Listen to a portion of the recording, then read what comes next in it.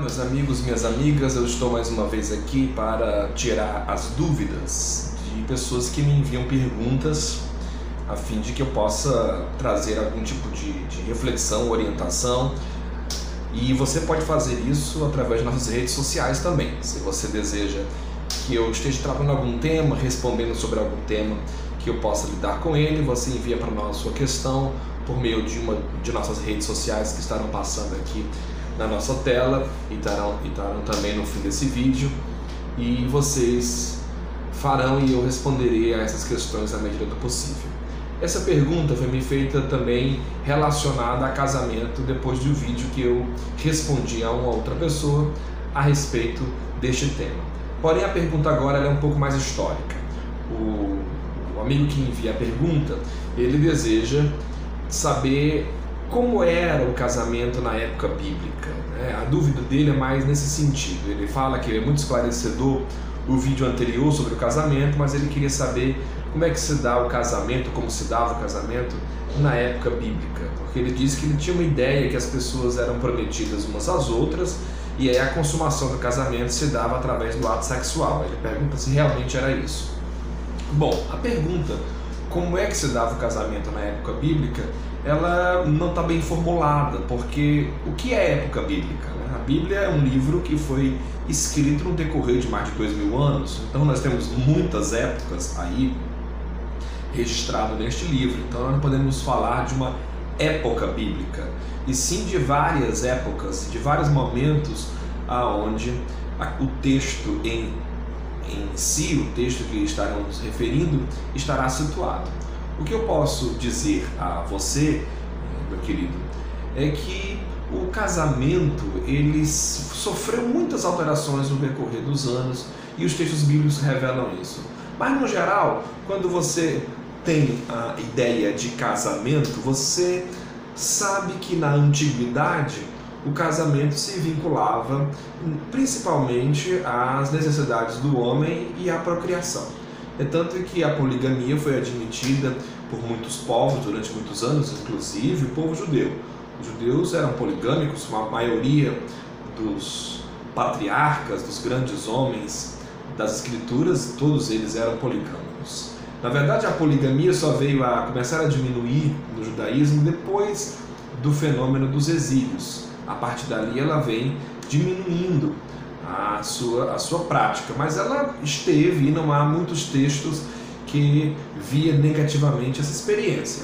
Evidentemente há intérpretes que pontuam que esse nunca foi o ideal de Deus e, portanto, foi apenas uma admissão temporária de Deus. Mas o fato é que, historicamente, a poligamia era uma realidade no universo do Antigo Testamento e vai diminuindo pós o exílio.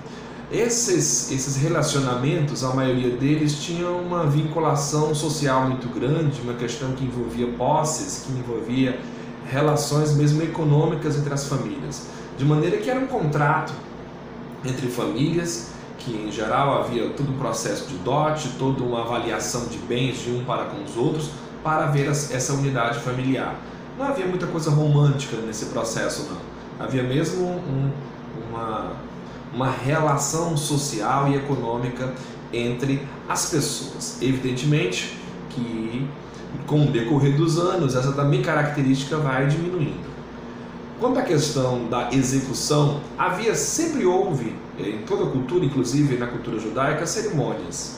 A diferença, por exemplo, é que entre os judeus, né, no período do Velho Testamento, o noivado já era um casamento. Diferente de nós, onde o noivado não é uma garantia necessária de casamento, ali já havia um contrato firmado.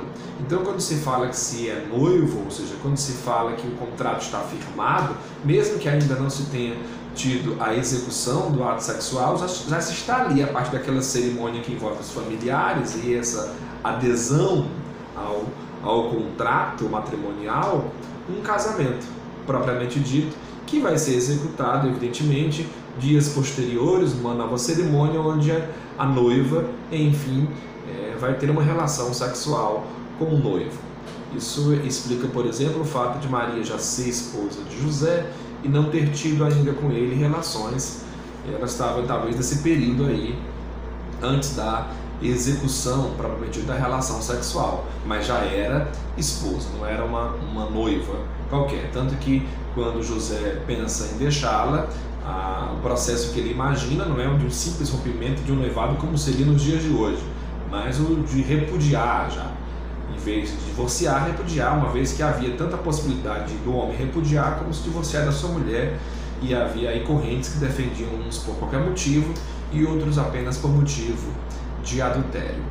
E, portanto, na época de Jesus, por exemplo, havia menos poligamia, mas não é que não havia mais nenhuma, mas havia bem menos, uma vez que desde o período do exílio eles vêm diminuindo. Porém, por exemplo, a questão das concubinas ainda era muito presente nas culturas, tanto veterotestamentária como neotestamentária. A concubinagem também vai desaparecer uns anos mais à frente, enquanto prática aceitável, a parte mais das tradições e da moral cristã, quando ela vai sedimentando no Império Romano e, consequentemente, em todo o Ocidente. Então, havia sim uma cerimônia, porque eu acho que a sua pergunta tem a ver com isso, ou seja, não era simplesmente encontrar uma mulher e transar com ela. Isso não executava, ou não estabelecia um casamento. Pelo contrário, se isso acontecesse, essa mulher provavelmente não era digna de ser esposa naquele período.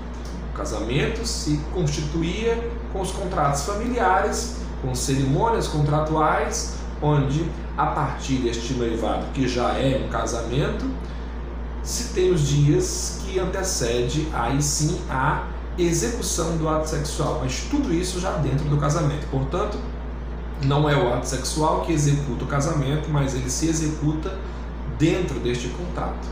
Eu acredito que essa foi sua pergunta.